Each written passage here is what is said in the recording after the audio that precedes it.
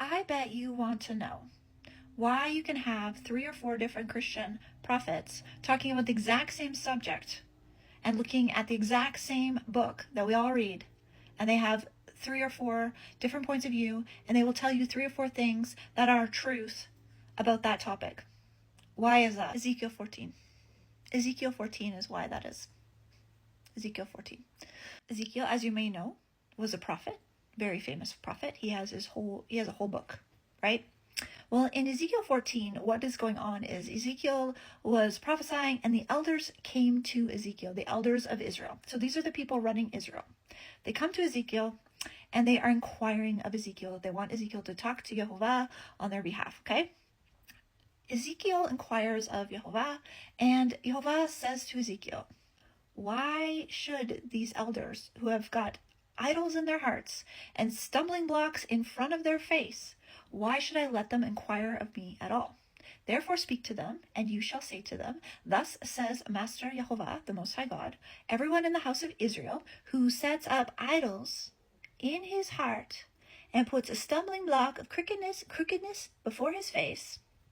Can't see if something's right in front of your face. You're already looking at something that's in front of your face. How are you going to see the truth if you took an idol, stuck it up in your face, you can't see around it because you got that idol stuck in your eyeballs, right? And shall come to the prophet, I, Jehovah, shall answer him according to his many idols. Okay? What does that mean?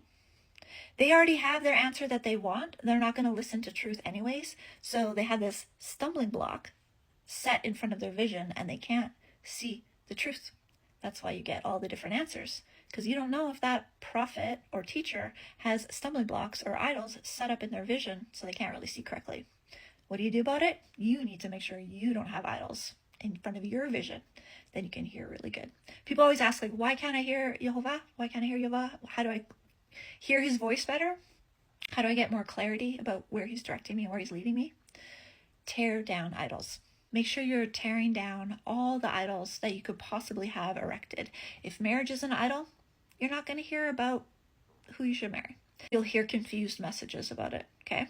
If money's an idol, you're going to struggle hearing correctly about money. Whatever's an idol for you is going to skew your vision, so you won't be able to see properly. So you got to tear that stuff down first. So what kind of things can be idols? Here's a really good list. You could go through this list and think about it for yourself and ask yourself, am I putting my security more in these things than the Most High God? Am I trusting in these things more than I trust the Most High God? Could I give up any of these things and be okay? Could I lose any of these things and be okay?